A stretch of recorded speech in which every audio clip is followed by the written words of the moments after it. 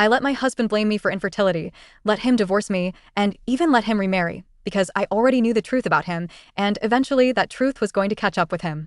My name is Amy Collins, and this happened in Austin, Texas. My ex-husband, Andrew Baker, was a police officer. I worked as a social worker. When we met, everything about our relationship felt simple. We both said we wanted the same future, a stable home, a couple of kids, and a quiet life. We got married after 2 years together. The first few years were normal. We bought a small house, settled into routines, and started trying for a baby once we felt financially stable. After about a year of trying, nothing had happened. I suggested seeing a fertility specialist. Andrew didn't like the idea. He kept saying things like, "These things take time," or "My parents tried for years before they had me." Eventually, he agreed to get tested with me. We went through the usual appointments and tests. Blood work, exams, paperwork, the whole process. About a week later, the fertility doctor asked to speak with me privately.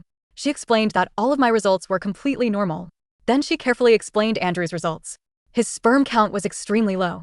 The few that were present weren't viable. Natural conception would be extremely unlikely. She spoke gently, the way doctors do when they know the information might be hard to hear. Before I left, I asked one question. "Has my husband seen the results yet?" She checked the file and said the results had been uploaded to our patient portal 2 days earlier, which meant Andrew already knew. That detail stayed in the back of my mind the entire drive home.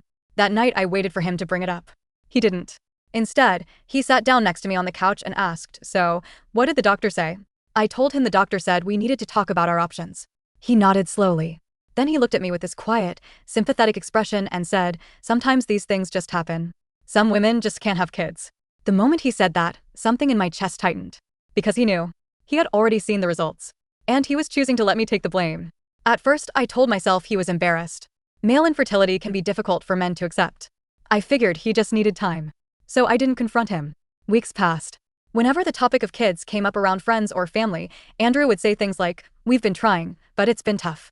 And every time, people would glance at me with quiet sympathy. Andrew never corrected them.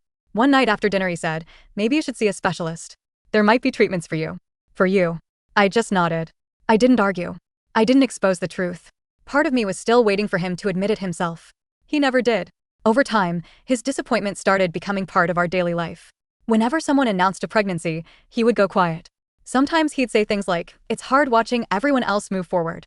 But he never once admitted what the doctor had told us. 2 years passed like that. The silence became heavier than any argument. Andrew didn't yell. He didn't insult me. But the blame was always there, quietly hanging in the room. One night during dinner, he finally said it out loud. "I don't know if I can live a life without kids." I remember staring at him across the table thinking the same thing I'd been thinking for years. You already know the truth. But I still didn't say it. 6 months later, Andrew told me he thought we should separate. He said it calmly, like it was the most reasonable decision in the world. "You deserve someone who's okay with the life you can have," he told me. "And I deserve a chance to have a family." I looked at him and realized something strange. He genuinely believed his own lie. Or maybe he just needed to believe it. Either way, I didn't argue. I didn't expose him. I simply said okay. The divorce was quiet. No screaming fights. No courtroom drama. Andrew moved out.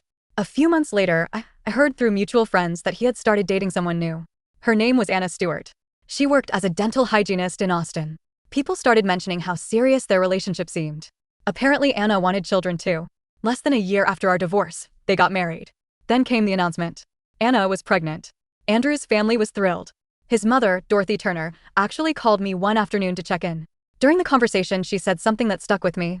She said, "It's such a blessing Andrew finally gets the family he always dreamed of." I told her I was happy for them. And in a strange way, I meant it. Because I already knew something they didn't. Andrew had built his new life on a lie. And lies like that don't stay buried forever. About 2 months after Anna announced the pregnancy, she messaged me out of nowhere. She asked if we could meet for coffee. I was surprised, but I agreed. We met at a quiet cafe in North Austin. Anna looked nervous when she sat down. She told me right away that she wasn't trying to hurt me. She just needed to understand something. Her doctor had suggested routine fertility testing early in the pregnancy. Andrew had refused. Apparently, he became defensive and insisted it wasn't necessary. That reaction made her uneasy. So she asked me one simple question.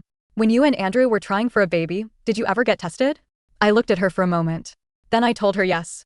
And I told her exactly what the doctor had told me years earlier. Her face lost all color. She asked if I was sure. I told her the doctor had shown me the report. I didn't say anything else after that. A few weeks later, Anna's pregnancy announcement disappeared from social media.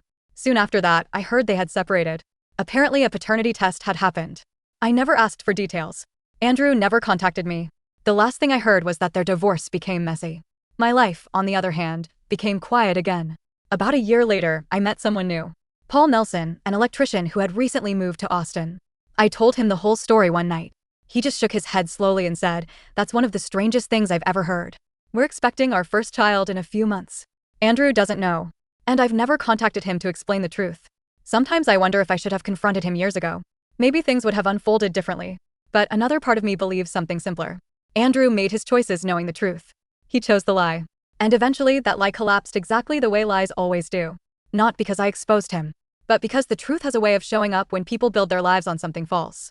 So now I'm curious what other people think. Was I wrong for staying quiet and letting him believe I was the infertile one, even though I knew the truth the entire time?